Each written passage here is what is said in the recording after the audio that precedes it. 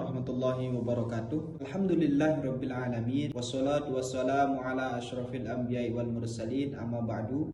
Perkenalkan, nama saya Ahmad Reddy Solihin. Saya adalah mahasiswa Magister Pendidikan Bahasa Arab di Universitas Islam Negeri Yogyakarta. Pada kesempatan kali ini kita akan mendiskusikan tentang sebuah materi yang cukup familiar di kalangan kita, yakni materi tentang hadis-hadis misoginis dan bagaimana cara kita memahami hadis-hadis misoginis tersebut.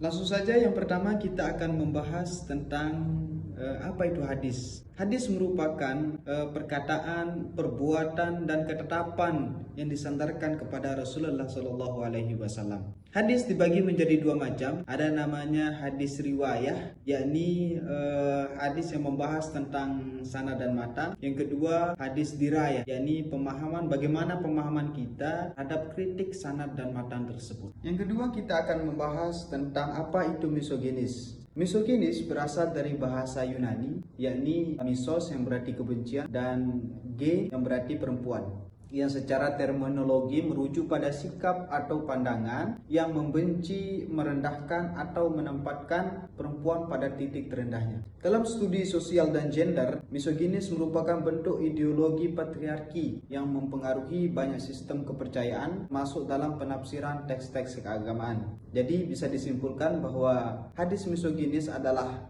hadis-hadis yang memandang rendah kaum perempuan. Selanjutnya, bagaimana sih pendapat para ahli tentang hadis-hadis misoginis ini? Bagaimana pendapat para pemikir-pemikir kontemporer terhadap hadis-hadis misoginis ini? Yang pertama ada namanya Dr. Fatima Mernissi, seorang sarjana muslim asal Maroko dan ahli sosiologi. Beliau adalah salah satu tokoh yang mengkritisi hadis-hadis misoginis. Di dalam bukunya yang berjudul The Veil and the Male Elite, ia menelusuri hadis-hadis yang menyudutkan perempuan dan menemukan bahwa sebagian di antaranya memiliki sanad-sanad yang lemah atau berasal dari perawi yang kredibilitasnya masih dipertanyakan gitu. Seperti halnya Abu Bakrah. Ia menekankan pentingnya membaca hadis secara kritis dengan mempertimbangkan konteks sosio-historis hadis tersebut. Selanjutnya yang kedua ada namanya Aminah Wadud. Beliau adalah seorang sarjana tafsir dan aktivis gender asal Amerika Serikat yang menyatakan bahwa banyak hadis-hadis yang dianggap misoginis justru bertentangan dengan prinsip keadilan dalam Al-Quran. Ia menyarankan agar umat Islam tidak hanya menerima begitu saja setiap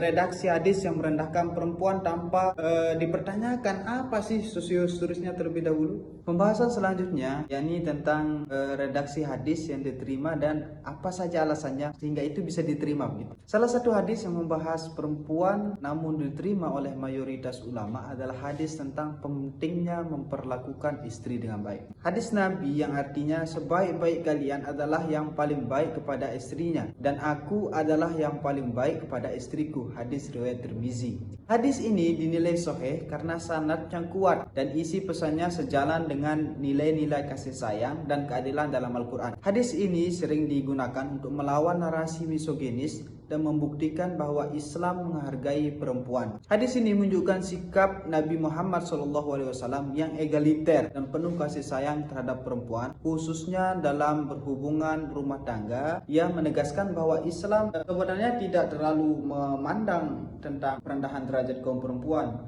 tapi Islam hanya memuliakan derajat masing-masing. Yang perempuan memuliakan derajat suaminya, yang laki-laki memuliakan derajat istrinya begitu. Setelah kita membahas tentang hadis yang diterima, ada juga redaksi hadis yang ditolak dengan alasan-alasannya. Salah satu hadis yang dipertanyakan keabsahannya, kesahihannya, benar atau tidaknya suatu hadis adalah hadis yang diriwayatkan oleh Abu Bakrah, yang artinya tidak akan beruntung suatu kaum yang menyerahkan urusan mereka terhadap perempuan. Hadis riwayat Bukhari. Hadis ini sering digunakan untuk melarang perempuan menjadi pemimpin, melarang perempuan menjadi orang terdepan. Namun Dr. Fatimah Mernissi mengkritik hadis ini karena Abu Bakrah pernah mendapatkan hukuman atau had karena kesaksian palsu terhadap kasus qadhaf. Oleh karena itu, integritas riwayatnya menjadi bahan diskusi, menjadi bahan perbincangan lagi. Selain itu, hadis ini bertentangan dengan prinsip-prinsip umum keadilan, kemampuan, dan kepemimpinan kepemimpinan pada Islam. Sejumlah ulama modern menafsirkan bahwa hadis ini bersifat kontekstual dan tidak dapat dijadikan hukum universal karena merujuk pada peristiwa politik tertentu. Kita masuk ke pembahasan yang terakhir, yakni tentang bagaimana sih cara kita memahami hadis-hadis misoginis tersebut, bagaimana cara kita mengkritisi hadis-hadis misoginis tersebut. Yang pertama dengan cara mencari sosiohistoris atau mencari asbabul wurud dari hadis tersebut. Contoh hadisnya yakni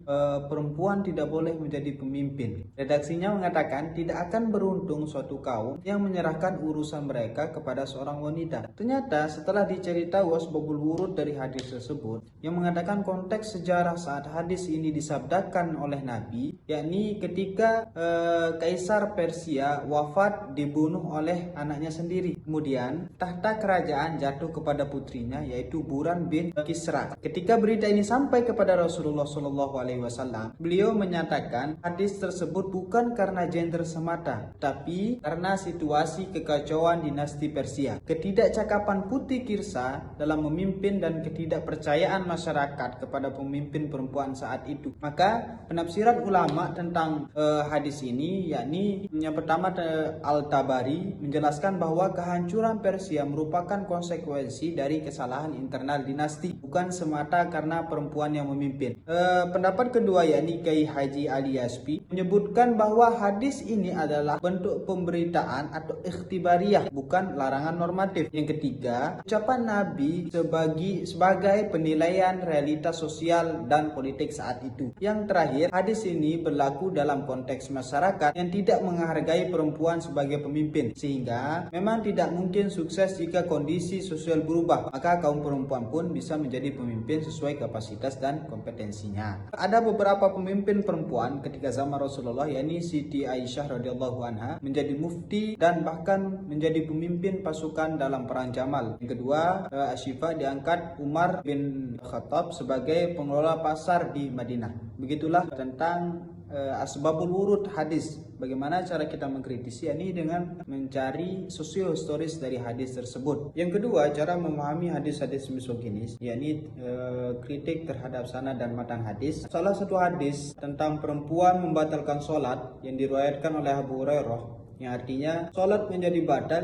jika di hadapan orang lewat perempuan, keledai dan anjing. Maka hadis ini dibantah oleh Siti Aisyah radhiyallahu anha, apakah kalian menyamakan kami dengan keledai dan anjing? Sesungguhnya aku pernah tidur di hadapan Rasulullah saat beliau sholat dan beliau sujud di antara aku dan tempat tidurku, katanya. Ini menunjukkan bahwa Aisyah tidak menerima kesetaraan perempuan dengan hewan dalam konteks membatalkan sholat, dan menunjukkan bahwa pengalaman langsung dengan baginda Nabi mengenai hadis-hadis tersebut. Selain Aisyah, ada juga kritik para ahli tentang hadis kesetaraan wanita dengan anjing gitu. Yang pertama, kritik dari Fatimah Merdisi menuduh Abu Hurairah memiliki sikap antipati terhadap perempuan berdasarkan latar belakang sosial dan psikologisnya. Yang kedua, bahwa Abu Hurairah tidak menyaring hadis yang berkaitan dengan perempuan sehingga beberapa hadis tampak memojokkan perempuan. Yang kedua, kritik Mahmud Abu Raya menganggap Abu Hurairah terlalu banyak meriwayatkan hadis dalam waktu singkat 3